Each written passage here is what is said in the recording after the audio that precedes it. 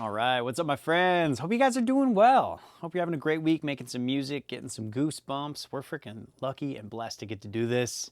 You know, whether it's a career or a hobby, if you're getting to make music, man, I mean, this is one of the greatest gifts that's available to us on this planet, I think. So, yeah, psyched, stoked to be here. And one of my favorite songs I've worked on in a super long time just came out. We're talking about Burna Boy and Shaboozey coming together, joining forces, Afro country. The song's called Change Your Mind. It's one of my favorite songs I've done in so long. Like, you just hear the chorus of this thing and just like your hairs stand on end. You just get the goosies all over your body and it just feels great, man. So really, really proud of that one. I'm excited and yeah. And I'm excited to talk with you guys. I got a whole bunch of topics and questions that came in, a whole bunch of the cool things. So let's just jump in. Mixing gets boring and ear farting. How do you go about it? And how long do you spend on a track while mixing?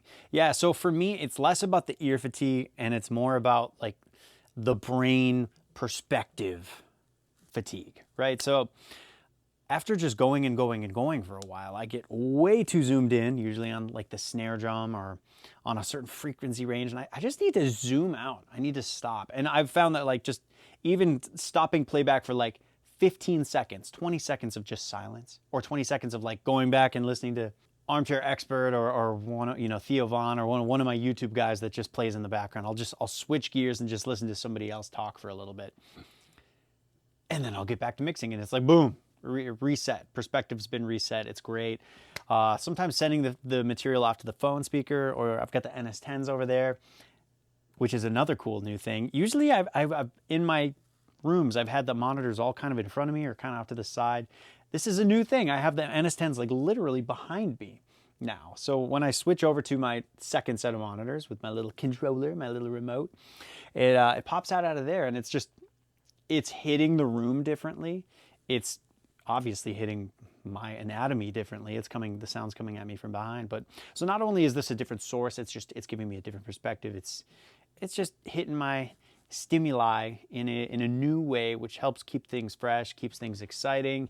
And yeah, I just think taking breaks is just the way to do it. Take a break and just go interact with a human being or go outside. Yesterday I saw a red cardinal outside on my deck, so I walked out there and just enjoyed the birds. Take some breaks, man. Hey Jesse, I love that you were involved with the F1 movie. The soundtrack was the best part. I agree, and we better see some Academy Awards for that sound design too. Big fan of F1 and also your videos. How do you recommend finding clients online? I would like to grow internationally. Yeah, so whether you're growing online or in person, it's about building a community with like-minded people who are at a similar place in their career. I think that would be the best way to do it. You know, this analogy came to me the other day. We've moved to an entirely new area now, and my kids are about to start brand new schools, and they're a little bit nervous. They're mostly excited, but a little bit nervous. And, you know, it had me thinking, it's like, well, going into this, we really just want to find like-minded individuals and bring them in close so that we can share experiences with them and we can build a little community of friends, right? And, you know, the approach we take is, you don't just befriend people so that they come to your birthday, so that they bring you a present. You befriend them so you have a friend, so you have people in your corner. So, you know, whether we're talking about the local scene or on the internet, you know, we're not just seeking people to turn them into clients. We're not just, you know, trying to take something from someone. We're not trying to use people. We're trying to build a community. We're trying to, because after all, the entire game is relationships. It's mixers get work from the people that they're friends with that happen to be producers that they vibe with. We, you know, when we're not always working on projects, we go out and we eat food. We go out and have drinks. We go see shows. We shoot pool, you know, whatever it might be. Like, it's a relationships game and it's got to be genuine. So like, just skip the hard work and don't try to force things that just don't feel right. Like, if you're going out and you're networking either online or local, like if it doesn't feel genuine, like if this doesn't have the potential to be like a true friendship, you know, then I would just try to find the things that do, because those are the people that are going to be the natural fit. All right. So, and you all have different roles. So, you know, within my like kind of friend group, I've got some cats who are producers, some cats who are mastering engineers, some cats who are tracking engineers, and we're able to like suggest each other for gigs, and we're able to like, that's why you see a lot of these squads all teaming up on certain things, and like you'll see certain teams like they jump around on different projects, and I think this is a team sport, man. Like you're throwing back to the F1, movie concept, but like it's a team sport.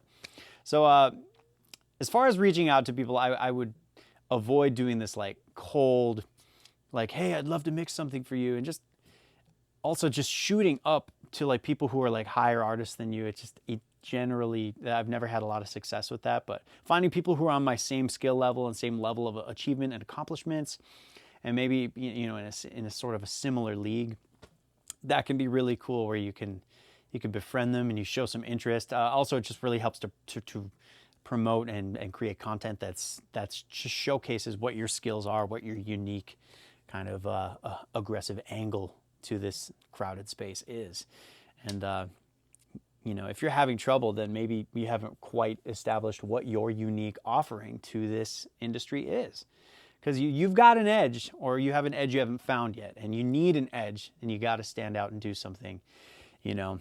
There's only one Sean Everett, there's only one John Castelli, there's only one CLA. Well, actually, there's a couple LAs, but you gotta find your thing, dig into your thing, trust the process, clear eyes, full hearts, can't lose, man.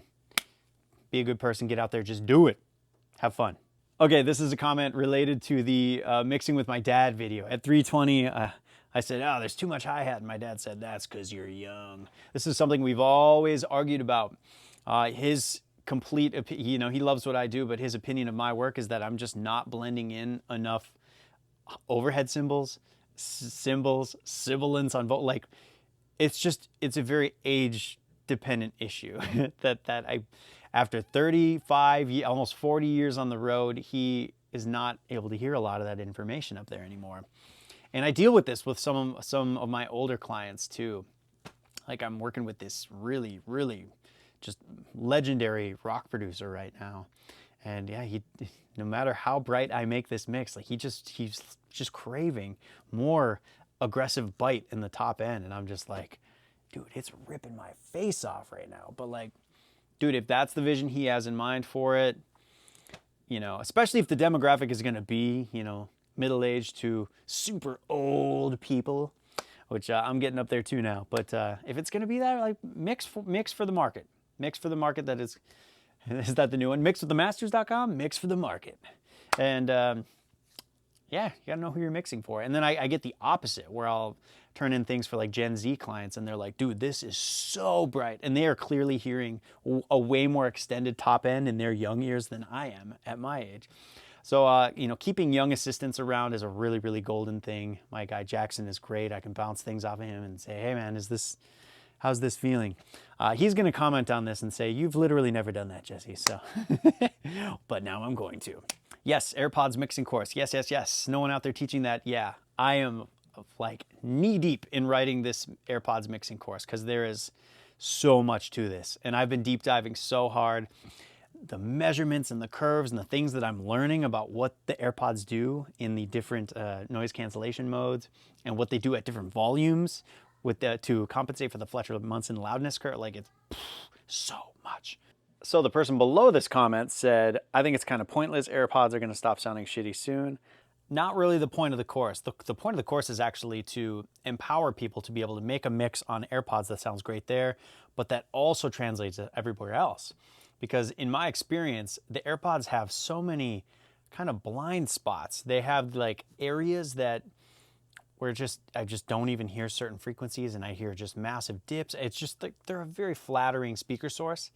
And if you just ignore those areas, you're going to have a lot of harshness and just build up in the upper mids, and just areas that just aren't translating right. And there's this other thing that happens with the phantom center, that just like placing things front to back in AirPods just doesn't generally translate unless you kind of have a couple of these tricks that can really help. And I've sort of just putting it all together as a system that's going to work really well. It's going to be a course that comes out this fall. It's going to be awesome. So keep an eye out for that. 820, if the client is over the moon, happy with the mix they paid for, why not be proud of that? Seriously.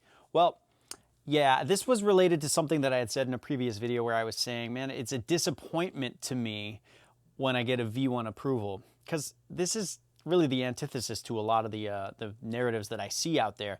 People like flexing V1 approval, like, I'm flexing the biggest hog, V1 approval, I'm the shit, I'm a perfect mixer. Like, I think that's ridiculous.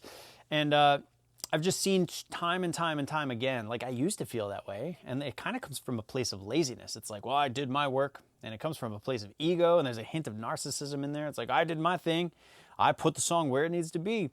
Don't mess it up, you know, don't inconvenience me with your artist notes and your you know, your demoitis and whatever it is. But I've seen so many times, I've been proven wrong, like time and time and time and time and time again, where like notes can just seriously elevate things. And I think, you know, if you got to come to terms, you got to have a little talking with yourself if you're having some issues with doing notes with other people, because man, people have a lot to bring to the table, man. They have a unique set of experiences. They have their own DNA. They have really great ears. They have a musical library that you don't know about because you've never walked in their shoes. So like, I mean, the human beings are beautiful, man. They certainly can be, and they bring so much to the table. And when we can collaborate, again, this is a team sport, you guys.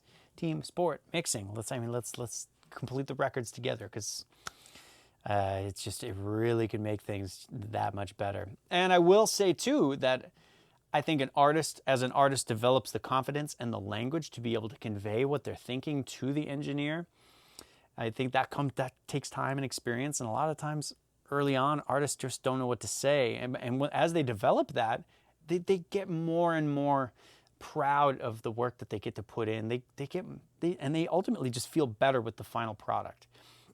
This artist, Dora Jar, that I've worked on a few different projects with, when we started, she was very, very, very green, exceptionally talented. She's still like probably one of the most, if not the most talented artist I've ever worked with. But like early on, she got the mix back on this first cut that we did, and she's like, it's good, man. I mean, does the guitar need to come up? And then when we did an EP after that, and she like, dude, we went to school with it. We like really dug in, and we all took so much pride in that process. And I'm way more happy with that EP that we all got to really work on together. And yeah, take that for what it's worth. Can you elaborate more on the Boombox workflow? Do we each need to have a subscription? Will the session auto sync for both of you as you make changes? Or does any of the edits have to upload again? Yeah, it's just a live project folder that just syncs. And yeah, I have a subscription. My assistant Jackson has a subscription. And whenever I make a change and it saves, it just syncs up to the cloud like, a second later. And anytime those things happen, it just syncs up. So if he goes to open the session, later today, it's gonna reflect the changes that I made. It's nice. You don't have to do the WeTransfer upload again thing. It's a lot like Dropbox, and it's great in that regard. It's just Boombox is way, way, way more suited for music makers, and it's way freaking more affordable. Stoked that I found that. What about reflections from those windows? These windows, I don't care, because vibe trumps audio quality, and it sounds great in here. I'm cool with it. I don't think about stuff like that. Not anymore. I used to be like really wacky about all of it. I just, in here, I needed to get up and running because I had projects after being, off for a few weeks, moving and all. I had to get mixing. So I set up, I'm comfy. It's sounding great in here. Anywhere I bring these Strauss monitors, it's just, I can mix. I'm good to go with these. That's a great segue into this next question. I know you touched on this before, but what monitors do you use? These are the Strauss Electroacoustic SE MF4. These are called the MF4s. They're midfield 4. Yeah, big midfields. It's a two-way. So you have a low frequency driver and a horn, which is your high end, your kind of tweeter type deal. And that's just a port. That doesn't produce, any sound. It just vents, right? Yeah, these are really nice. I wish I had the super big ones, the SE MF 2.1s, but I'm not a rich dude like that. I'm not rolling like that. I'm also I don't need like a freaking Lambo. I'm not like into the biggest, coolest, shiny stuff. I needed something that was just going to be very utilitarian. And even though the price of these is just over the top, I'm a subscriber of the subreddit Buy It for Life. I just like to buy something once that's going to be an amazing tool that I can use forever, and that's what these monitors are. Especially now after 5 years, I just know them so well. And I'm really comfy on what they do in the lows, mids, and the highs, and it just allows me to make great decisions and feel confident in those decisions before sending to a client. Love SplitEQ, but I really think the mid-side stuff you can do with it sounds off or wrong. Yeah, so I've never used that mode for that. I've never used SplitEQ to do mid-side anything, but just imagining if I were to treat the transient material differently in the mid from the side, depending on the contrast of information between the mid and the side, like I could imagine that that could really pull the sound apart and make it sound unnatural, and there would be, yeah, I don't do a lot of mid-side anything, to be totally honest. That's like a once in a blue moon. If I need to like pull something out of a 2-track, like that would be the way that I would do it. But usually mid-side EQ, just using FabFilter Pro Q4. But yeah, mid-side and splitting transient and tonal, I think that's too many ways to make the sound be really super unnatural and wacky. And I would imagine that that doesn't sound good, and you're probably not crazy. So find another way, my brother in Christ. Dynasys looks awesome. Have you ever tried Trinnov? Would love to hear your opinion on it. Yes, I've used the Trinnov. I've also used the Mini DSP, which is like a different version of this. Basically, you know, runs a bunch of stuff, FIR filters and phase correction and alignment, and just gets the phase of the speakers, you know, hitting. So it's just like does a bunch of stuff.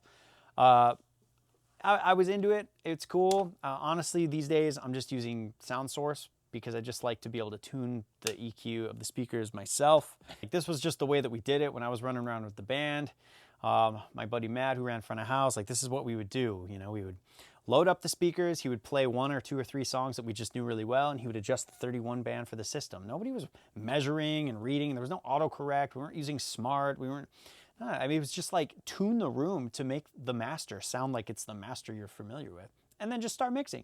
And then you have a starting point, and then you can mix it. Then you know where true north is, and that's just the way I operate. I'm not sitting here with the measurement mic doing all that anymore, because it's kind of a rabbit hole that just like, if it feels right, if it's cool, great. I've found that like doing that stuff in the past can be really incredible, but like you just end up with just some of the wackiest EQs that just like, is this really helping me? Is this doing anything? And I've found that if I always just go back to what feels right and what sounds right to me as opposed to what's flat, like it makes more sense to me anyway. Please, can you tell me what the logic is behind having a lead vocal bus in stereo from your template, considering that your effects run is a mono send? Yeah, I like the lead vocal bus to be stereo because usually I have a lot of stereo lead vocals that I just sum into that. So that needs to be stereo. And this is news to me that the send is mono. I didn't even know that, but it makes sense. I don't know why I would need the send to be anything other than mono, because it's just going to splash it out in stereo. It's never affected anything. I don't know. That's another thing that is above my pay grade, man. I'm just not thinking about stuff like that. I'm just freaking mixing, getting my rocks off and going for it. I really don't dig into the technical stuff like that anymore. I just want to make music, man. I saw the Beparwai song, then you mix the song. Yes, this song's amazing. Beparwai by Jonita. This is one of my favorite pop mixes recently that I've done. This thing is just boom, bah, boom. You guys have heard me talk about my favorite producer friend, Juan. Juan did this record. He does like all of Jonita's stuff, and we've had a really great thing going. We're working on some very cool stuff now that's coming out in the future. Yeah, go check that record out, man. I hope we can break that song down at some point. Interesting take on the DIY versus ASC tube traps. Other than durability, what is it exactly do you think the difference in performance is? I've never actually used ASC tubes, only my DIY ones. EV said he was going to buy an ASC tube to reverse engineer and see what's actually going on in their design, but he never got around to it. Okay, I know exactly what's going on in the ASC tube trap. A buddy of mine reverse engineered it. He wrote an entire guide. He sent it to me. I followed the guide and I kind of modified it, and I teamed up with him and we collabed on this ultimate DIY tube trap build guide that we had released through Mixland like 5 years ago. Before Mixland even made plugins, this was just a place where I was just putting sample packs and resources and things up, and that's, you know, the first like 6,000 emails we ever got was, you know, the company was started and basically formed by the support of everybody who built these tube traps with us. So Really, really cool. The dude that reverse engineered all these tubes and decided to go down the rabbit hole of like finding out how ASC was building them, his name is Chris, and I'll show you guys his stuff right now, but he did it. He reverse engineered the tube trap and completely learned how to build the exact isothermal, like the way that they do it, exactly the same. And this is his room, and he built just a bunch of these really big tubes and put them everywhere. And it's really great. And the measurements that he was getting in this space was incredible. So back in like 2021, and let's find a picture of me, Jesse Ray, tube traps. There's me back in 2021 in my room where I built all these crazy tube traps. I got all this nutso stuff. Yeah, that was the anti-desk, anti-chair period of time where I was just sitting on a bunch of pillows on the floor. That was God, I'm just a total idiot. So together, Chris and I teamed up on this build guide, and within it, we basically just talk about exactly how you can build these. And here, here's sort of the breakdown. You build all these end caps. There I am out in my yard, using a saw, cutting them out of big MDF. Oh my gosh, it was hot out there. And then here the fiberglass tubes are just totally naked, right? And you glue them together like that. And then you have this perforated vinyl layer. They call it the diffusion layer because they advertise that half of the tube is shiny and reflective and will activate the mids and act as more of a reflector in the space. The other half is just absorbent, right? So that's what you do. You measure half of the circumference of the tube, and it's this vinyl, and they perforate it, and then they attach it to the tube. They glue it on. And so that's what I did there. And then you attach this veil. This veil goes over the top of that to keep in all of the fiberglass shards so that nothing can get through and get into the room and be toxic. Super important. And then after that, it's chicken wire. Chicken wire goes around the veil. And then after that, the caps go on, and then they have this system in the factory where they like get the fabric on, and they do a really great job. And that is what I think is the biggest difference. I don't think there's a major difference in performance. A lot of people will say that the ASC ones are perfectly airtight sealed so that they vent sound a certain way. It's just like, I don't know. Mine were sealed pretty tight too. Plus I did all these measurements with the caps on, unsealed, wide open. No difference. Perfectly sealed, airtight, glued, all of them in the room, no difference. Eric went on to do this exact same test a few years later. There's just no difference. I think what the vibe of these tubes, what they offer, at the end of the day, there's no magic, there's no venting, it's a circle. So the Fibonacci sequence is allowing nature to present the air particles with, no. What this is you're getting some 703, you're getting an air gap, you're getting 703 again, and then usually an air gap hitting the wall, bouncing back, air gap, 703, air gap, 703, back. So by the end of it, you're getting like 7 layers. It's kind of like having just panel after panel after panel. If you did that with a bunch of panels all over your room, it would probably have a similar effect. I think that's what the tube trap does well, is that it's a panel that offers an air gap and then just spots for the sound to be broken down, and then air gap, and it's cool, and it does a thing. It's not super effective in the subs, and that's just kind of is what it is. You got to find some other solutions to really help take care of that stuff. Gerhard Westphalen, the acoustics god. Yeah, that's the way to go for that. That is it. If you want to find that, I'll put that back in the link in the show notes. But for the last few years, I've taken it down because I kind of don't super believe in the big tubes anymore. I think they just wear out. Like, they look great here, but by the end of the run, I moved those a few times. They were falling apart. The caps were collapsing. It didn't work. ASC builds them to last. Like, these have moved so many studios now, and they last. So it's like, I almost could have just bought these in the first place and just been probably pretty good. So that's my spiel on the tube traps. Good hanging with you guys today. Hope to do some more with you. We'll see you next week. I don't know what the heck we're going to do. It'll be a video about something. It's going to be fun. See you guys soon.